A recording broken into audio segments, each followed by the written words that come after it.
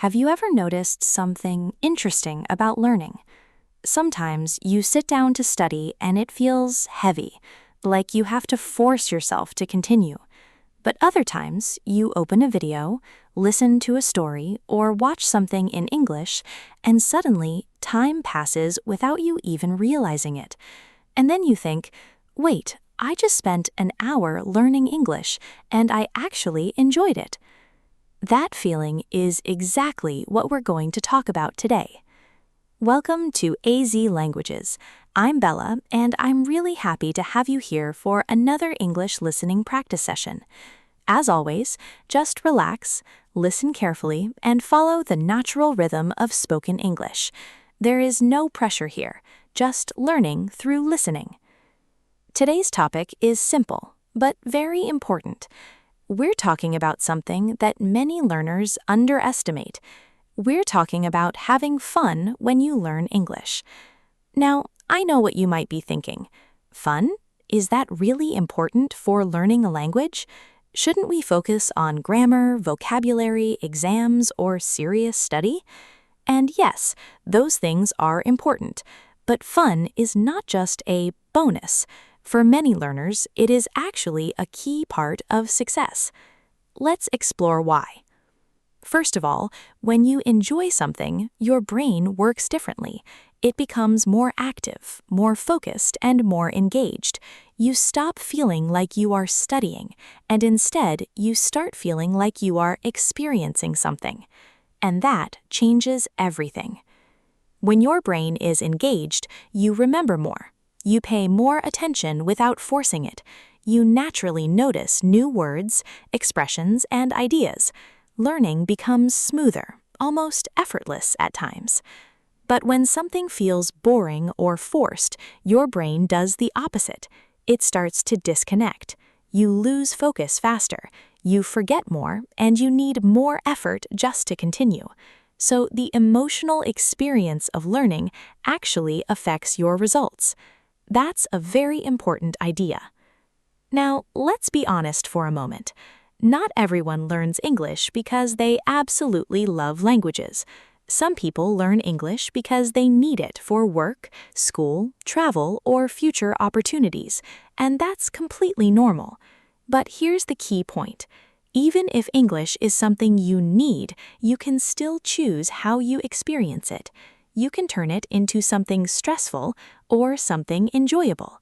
And the more enjoyable it becomes, the easier it is to stay consistent. Think about it like this. Have you ever watched a TV series that you really enjoyed? Maybe you told yourself, I'll just watch one episode, and then suddenly it became 3 episodes or 5, and you didn't even notice the time passing. Why does that happen? Because you were engaged, you were curious, you were emotionally involved in the story. Now imagine the same effect with English learning. If you find the right content, the right topics, and the right style of learning, your brain reacts in the same way. You stop thinking, I have to study, and you start thinking, I want to continue. And that small change is extremely powerful.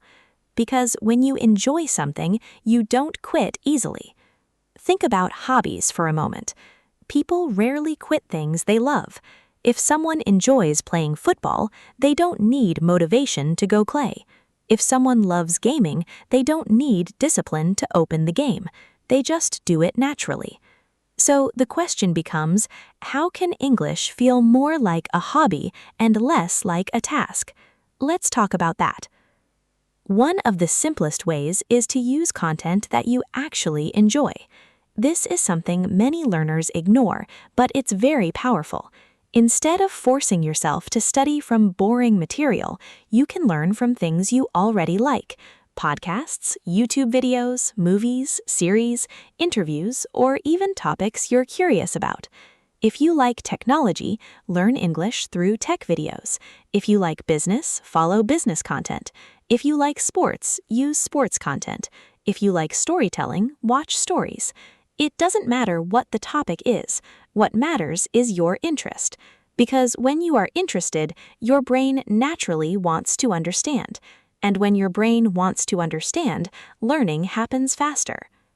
Another important idea is learning with people you enjoy interacting with, for example, a tutor or conversation partner. If you find someone who feels friendly, relaxed, and easy to talk to, your speaking practice stops feeling like an exercise and starts feeling like a real conversation. You are no longer practicing English, you are just talking to someone. That change is huge, because real communication is always more enjoyable than controlled practice. You might talk about daily life, hobbies, opinions, or even just simple stories, and over time, you start looking forward to those conversations instead of avoiding them.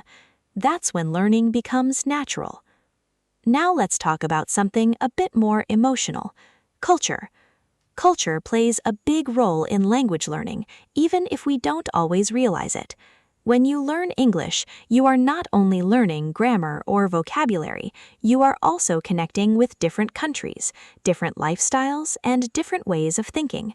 Maybe you are interested in American culture, British culture, Australian culture, or even many different cultures that use English in different ways.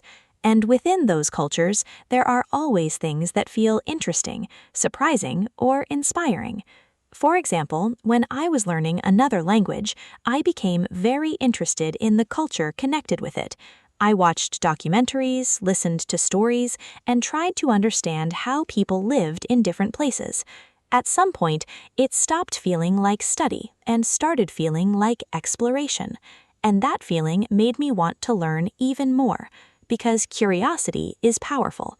When you are curious, learning stops being a duty. It becomes something you want to do. Another way to make learning more fun is to experience the language in real life if possible. This could mean traveling, studying abroad, or even just visiting places where the language is used. But even if travel is not possible, you can still simulate that experience through media, conversations, and online communities. The goal is exposure.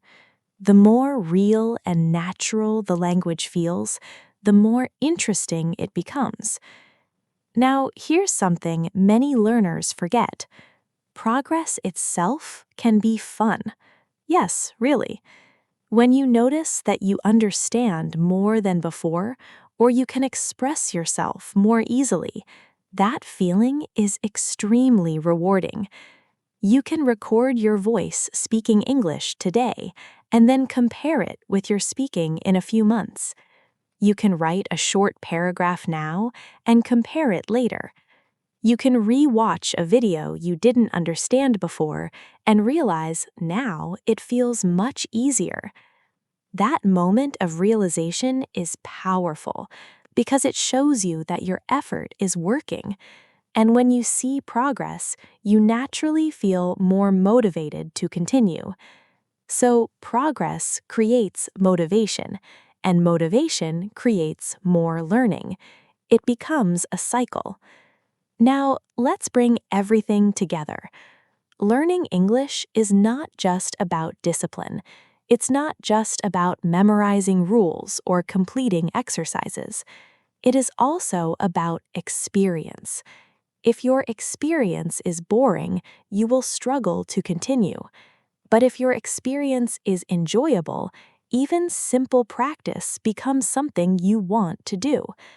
And the best part is, you don't need to wait for motivation to appear.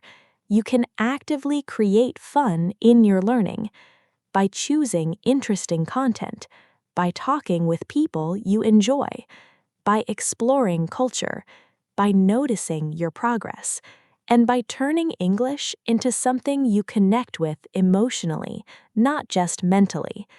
Because when learning becomes enjoyable, consistency becomes natural, and consistency is what leads to real improvement.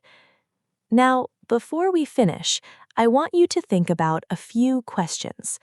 Number 1, what kind of content do you actually enjoy in your own language? Number 2, how could you use that same content in English?